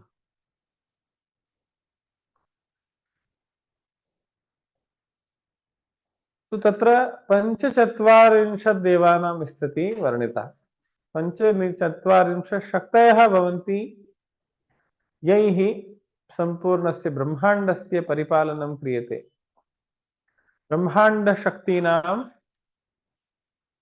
नियोजनम् एताभिः शक्तिभिः क्रियते। तदानीं गृहनिर्माणे अपि यैः नियमैः ब्रह्माण्डस्य निर्माणम् अभवत् तादृशानां नियमानामेव उपयोगः करणीयः इति धिया तस्य भूखण्डस्य उपरि अपि वास्तुपदविन्यासः क्रियते अथवा प्राकृतिक शक्तीनां नियोजनं क्रियते। विविध निर्माणेषु विविध प्रकारक वास्तुपदमण्डलानां स्थितिः भवति इति वास्तुग्रन्थेषु निर्दिष्टम्। षोडशपदवास्तु अपि भवति, पञ्चचत्वारिंशत् पदेषु अपि वास्तु निर्माणं भवति, परं एकाशीति पद विन्यासस्य प्रयोगः गृहनिर्माणे क्रियते। तो गृहस्य भूखण्डस्य उपरि एकाशीति पदवास्तु विन्यास कृत्वा कुत्र कुत्र केषां केषां देवानां स्थितिः भवति इति निर्धारणं कृत्वा एव निर्माणकार्यस्य आरम्भः भवति। तथैव सहस्रपद वास्तुमण्डलस्यापि निर्माणं भवति। नगरनिर्माणे, देवालयनिर्माणे चतुष्षष्टिपदवास्तु विन्यासस्य निर्माणं भवति।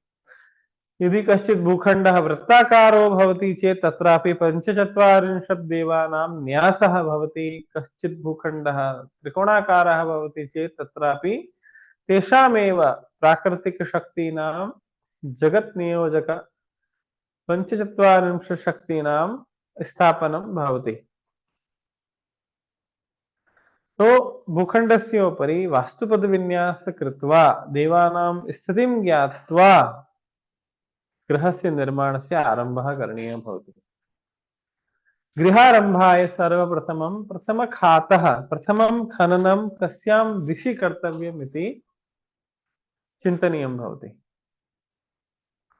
तत्र सूर्यस्य विविध राशिषु संक्रांतिवशात् विविध दिक्षु प्रथम खननस्य आरम्भः भवति।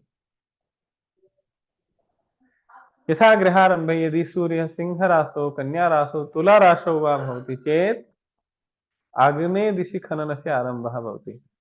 एतद् ज्ञानाय राहुमुखपुच्छविचारः इति सिद्धान्तः निर्दिष्टः वर्तते। ईशानतः सर्पति कालसर्पो,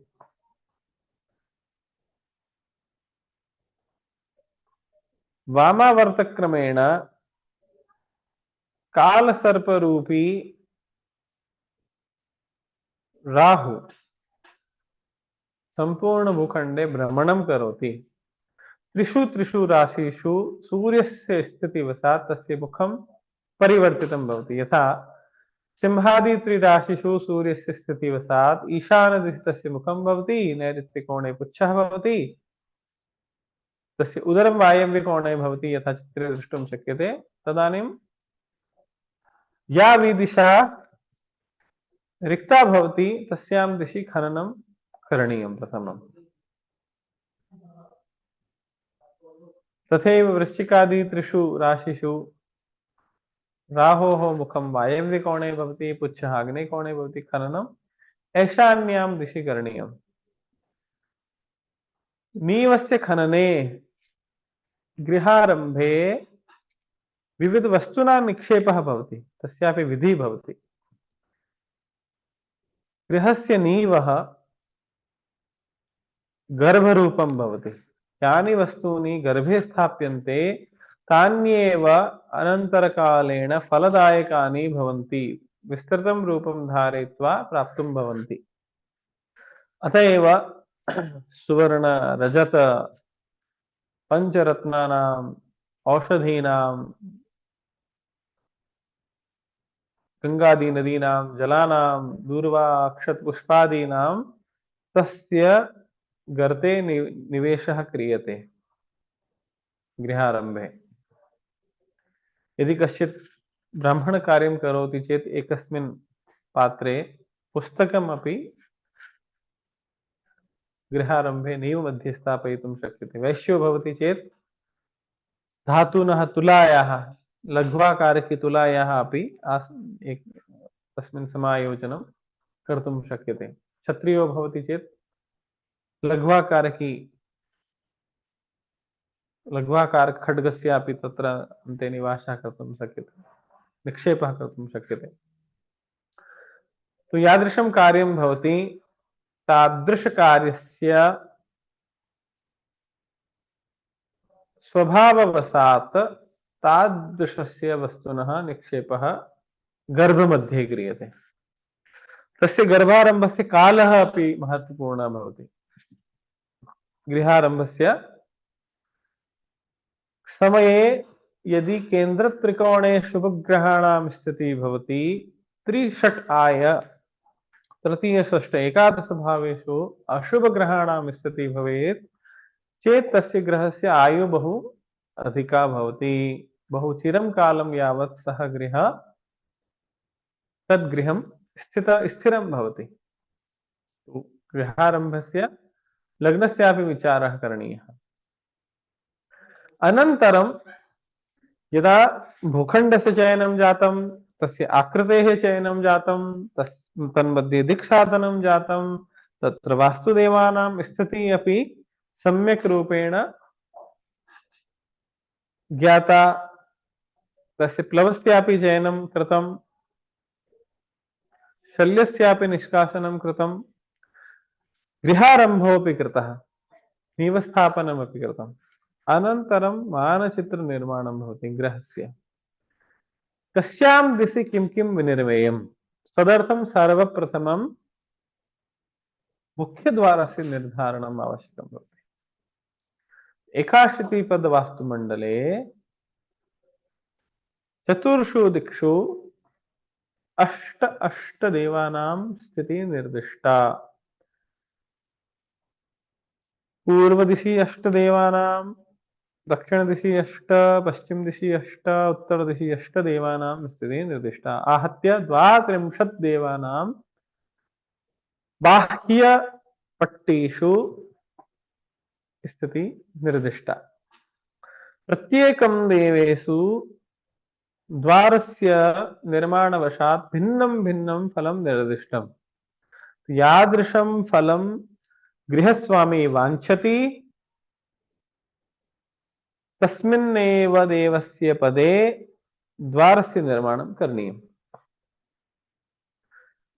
तो यदि वयं पश्यामः, अत्र पूर्वदिशातः आरभ्य अग्निभयं, स्त्रीजन्यं, धनवृद्धि, राज्ञाः प्रीतिः, क्रोधवृद्धि, तृतीयं चतुर्थम् अत्र सम्यक् अस्ति। दक्षिणदिशि यदि पश्यामः, अल्पसन्ततिः, दास्तानि, चक्र, भक्ष्यपानस्तुवृद्धिः, चतुर्थं सम्यक् अस्ति। क्वचित् ग्रन्थेषु तृतीयपदमपि सम्यक् अस्ति। पश्चिमदिशि पश्यामः, पुत्रव्यथा, शत्रुवृद्धि, पुत्रधनलाभ, धनसम्पत्तिप्राप्ति, धनलाभ, तृतीयं चतुर्थम् अत्रापि सम्यक् अस्ति। उत्तरदिशि पश्यामः, मृत्युबन्धनं, शत्रुवृद्धि, पुत्रधनलाभ, गुणप्राप्ति, पुत्रधनप्राप्ति, तृतीयं चतुर्थं पंचमम् अत्रापि तृतीयं चतुर्थं पदं बहु सम्यक् अस्ति। तो यदि वास्तुग्रन्थेषु निर्दिष्ट द्वाराणां निर्माणं क्रियते चेत् सम्यक् फलस्य प्राप्ति भवितुं शक्यते। हडप्पा, कालीबंगा, मोहनजोदड़ो, लोथल इत्यादि क्षेत्रेषु अपि एतादृशः द्वारस्य निर्माणं शुभं निर्दिष्टम् आसीत् इति अनेन चिह्नेन ज्ञातुं शक्यते। यदि चतुर्षु दिक्षु अष्ट मार्गाणां निर्माणं क्रियेत्, तथा च तृतीय चतुर्थ भागे अन्तःगमनाय मार्गस्य निर्माणं क्रियेत् चेत् एतादृशी आकृति विनिर्मिता भवति। पूर्वदिशि तृतीय चतुर्थ पदे यदि अन्तः प्रवेशः, दक्षिणदिशि तृतीय चतुर्थ पदे अन्तः प्रवेशः, पश्चिम दिशि तृतीय चतुर्थ पदे यदि अन्तः प्रवेशः भवति चेत् एतादृशः चिह्नस्य साक्षात् निर्माणं भवति, यस्य वयं स्वस्तिक् इति संज्ञां जानीमः। अत एव अस्य चिह्नस्य वैशिष्ट्यं यत् अस्मिन् ब्रह्माण्डे केषु केषु द्वारेषु शुभ प्रभावः अन्तः प्रविष्टः भवति इति अस्मिन् चिह्ने निर्दिष्टम्। अस्य चिह्नस्य प्रयोगः विविध सभ्यतासु प्राप्तं भवति। सिंधु घाटी सभ्यतायां तु बहुत्र स्वास्तिक चिह्नस्य प्रयोगः दरीदृश्यते। तो गृह निर्माणे अपि संपूर्ण भूखण्डस्य 32 भागेषु विभाजनं कृत्वा पूर्व दिशि, पश्चिम दिशि, दक्षिण दिशि, तृतीये चतुर्थे च पदे मुख्यद्वारस्य निर्माणं करणीयम्। तेन द्वारसम्बन्धितं शुभफलं प्राप्तं भविष्यति। परन्तु द्वार निर्माणे द्वारवेदस्यापि चिन्तनम् अवश्यं करणीयम्। यदि मुख्यद्वारस्य सम्मुखे मार्गः भवति, साक्षात् कश्चित् अन्य मार्गः आगच्छति चेत् अशुभम्। मुख्यद्वारस्य साक्षात् सम्मुखे वृक्षः भवति तदानीम् अशुभः। कस्यचित् अन्यस्य गृहस्य कोणः आपतति चेदपि अशुभः। कश्चित् स्तम्भः विद्युत् स्तम्भो भवतु अथवा अन्य कश्चित् स्तम्भः साक्षात् मुख्यद्वारस्य सम्मुखे आगच्छति चेदपि अशुभः भवति। तथैव यदि गृहस्य अग्रे पङ्कः कीचड़ भवति तदपि अशुभः। कूपः भवति अशुभः। भ्रमः भवति अशुभः। द्वारवेदस्यापि चिन्तनं द्वारस्थापनात् पूर्वं करणीयं भवति। द्वारस्थापनसमये मुख्यद्वारं यथा उन्नतं, यथा शुभं, यथा सुष्ठु सज्जितं भवति तादृशम् एव फलं गृहस्वामी अपि लभते। अतः द्वारस्य कपाटः, मुख्यद्वारस्य निर्माणमपि विचिन्त्य करणीयम्। उन्मादः स्वयम् उद्घाट्यते। स्वयं यदि उद्घाटनं भवति चेत् गृहस्वामेः उन्मादः भवति। स्वयं पिहितं भवति चेत् कुलस्य विनाशः भवति। यथा मानं निर्दिष्टम् अस्ति वास्तुशास्त्रे, ततः मानात् बहु अधिकं भारकरं द्वारस्य निर्माणं भवति चेत् नृपभयं, राज्ञा भयं भवति, दस्युभयं, व्यसनं च भवति। द्वारस्य उपरि अन्यद्वारं, द्वारद्वयं यदि निर्मीयते चेत् तत् न शिवाय शुभाय न भवति।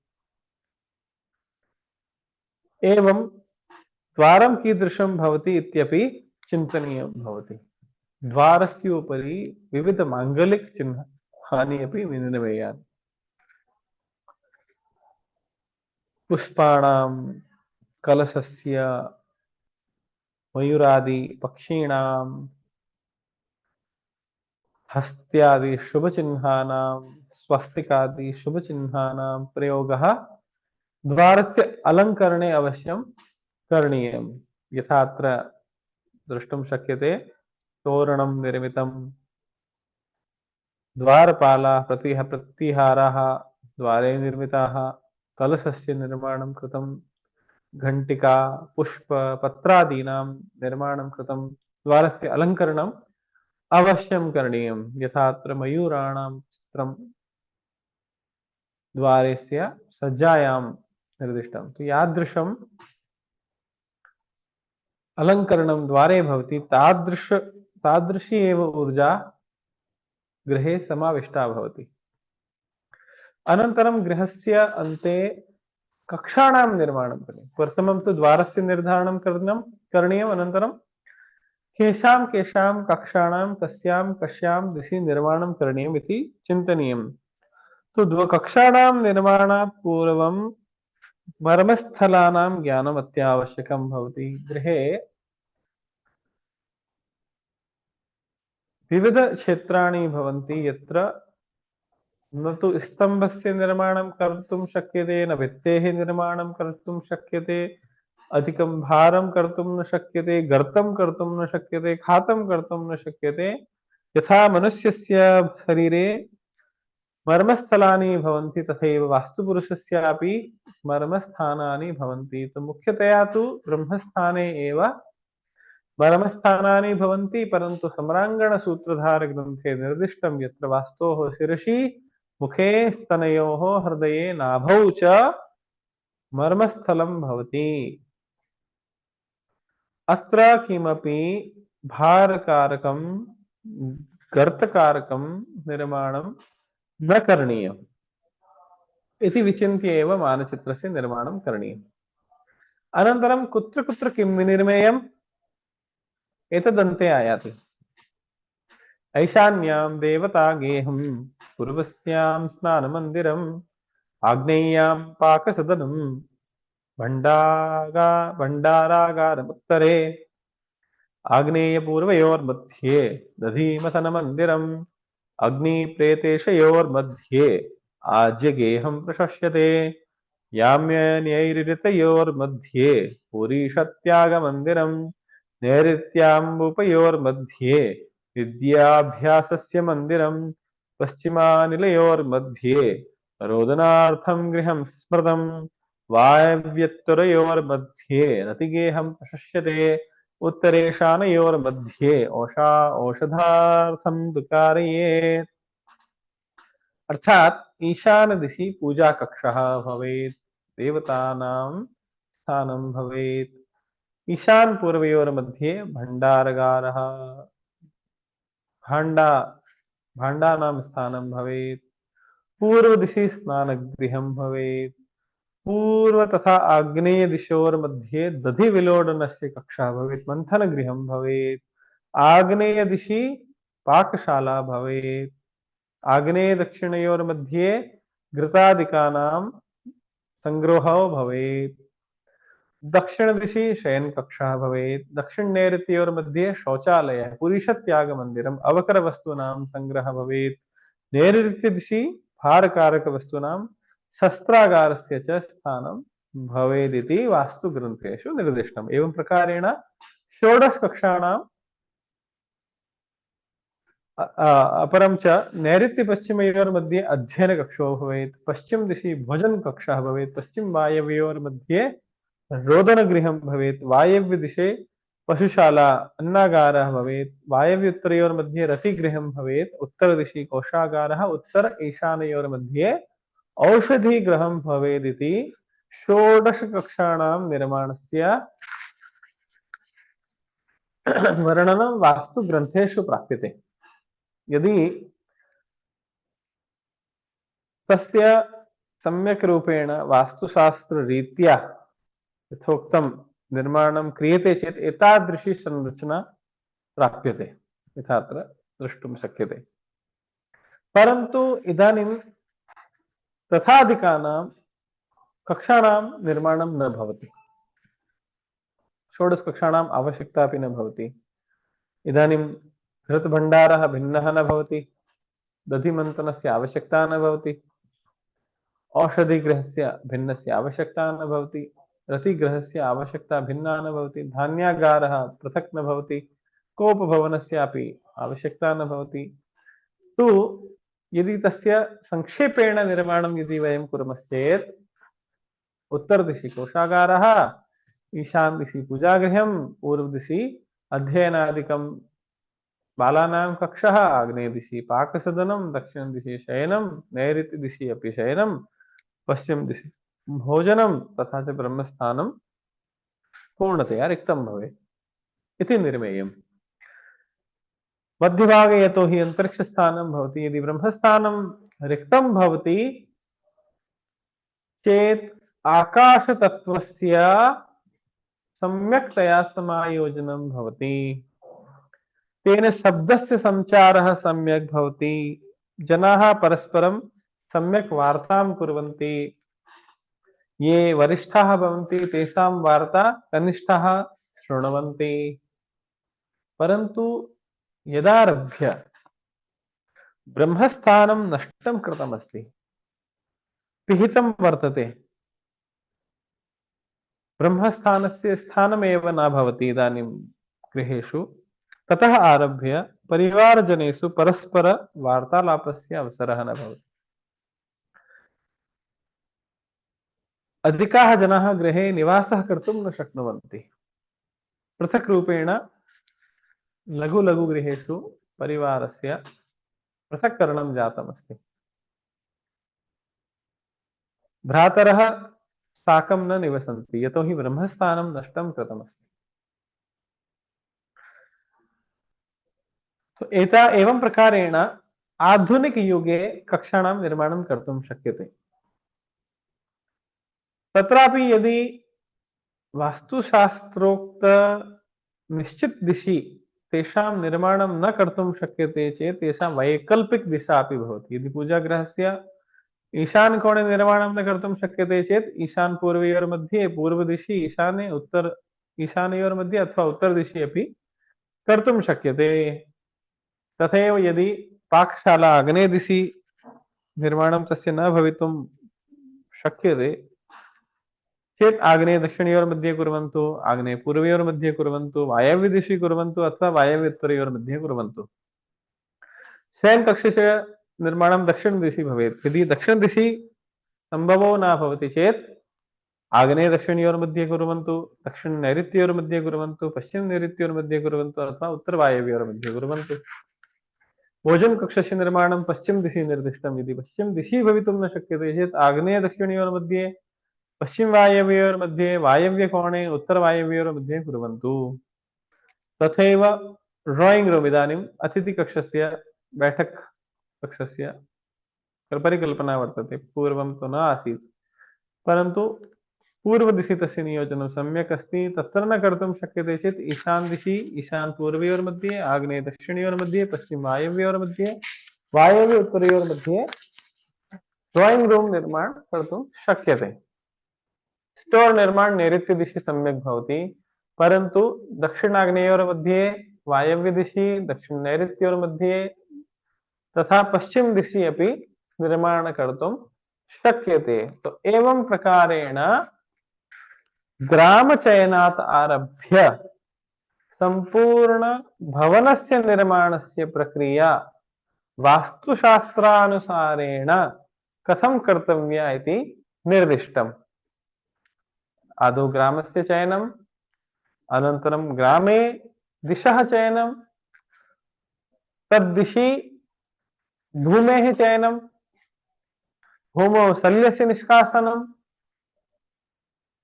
भूमेः परीक्षणं, तत्र शल्योद्धारः, तत्र प्लवस्य विचारः, भूमेः आकारस्य दैर्घ्यविस्तारस्य विचारः, अनन्तरं दिक्साधनं, दिक्साधनानन्तरं वास्तुपदविन्यासस्य भूमौ निर्धारणम्, अनन्तरं मुख्यद्वारस्य निर्धारणं, द्वारस्य वेदस्य ज्ञानं, दिशः मार्गाणां ज्ञानम्, अनन्तरं गृहे मानचित्रस्य निर्माणं, केषां केषां कक्षाणां कुत्र कुत्र स्थिति। एवं प्रकारेण संक्षिप्तरीत्या मया मनुष्यस्य गृहनिर्माणाय कथं वास्तुनियमानां समायोजनं भवति इति निर्दिष्टम्। सर्वेभ्यः नमस्काराः, धन्यवादाः, नमो नमः।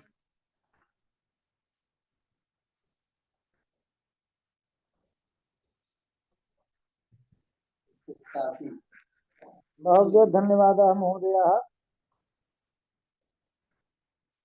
भवतां व्याख्यानं तत्र सम्पूर्णानन्द संस्कृत विश्वविद्यालयस्थे भारतीय ज्ञान परंपरा केन्द्रे संजातम्।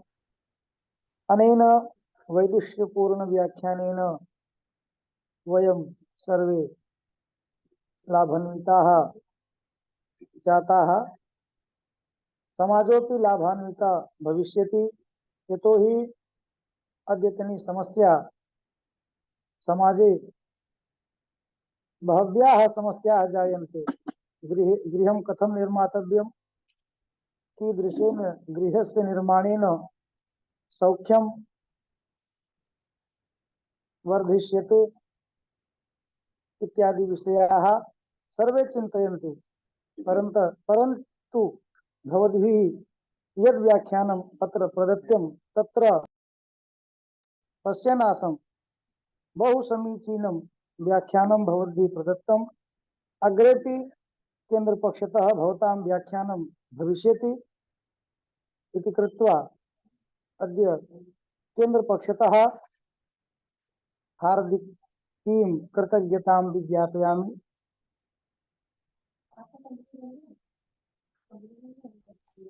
सर्वेभ्यो नमः। धन्यवादाः। धन्यवादाः। नमो नमः।